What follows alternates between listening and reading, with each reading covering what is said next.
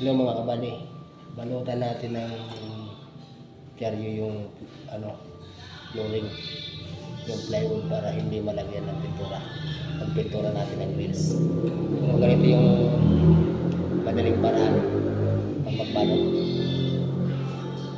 tubig lang yung kailangan. What's this?